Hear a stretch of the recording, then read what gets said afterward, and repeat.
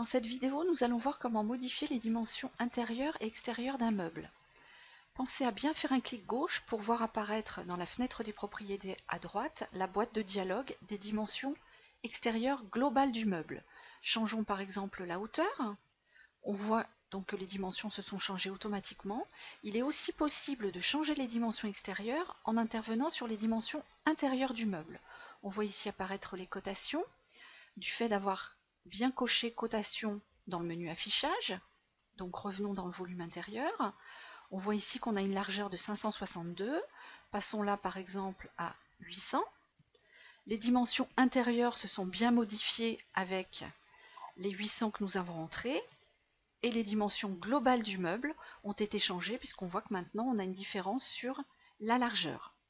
Si maintenant on partitionne ce volume en créant un montant, on a maintenant deux volumes. Il est possible de modifier les dimensions d'un des volumes sans modifier les dimensions de l'autre. On a ici par exemple une largeur de 395. On souhaite que ce volume ait une largeur de 500 par exemple. On voit bien que ce volume a été modifié, 500. Celui-ci est resté identique, 395. Et donc la dimension globale du meuble a changé. Maintenant, une précision importante sur les différences entre la version démo et la version activée. On voit ici, en cliquant sur ce montant, qu'on a dans les dimensions spécifiques du montant, le mot démo qui apparaît et cette zone est en grisé. En fait, il n'est pas possible de modifier les dimensions du montant par l'intermédiaire de cette zone.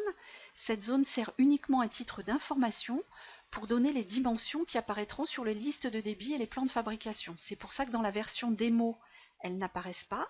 Dans la version activée, cette zone apparaîtra en grisé, mais au lieu de démo, vous aurez des dimensions.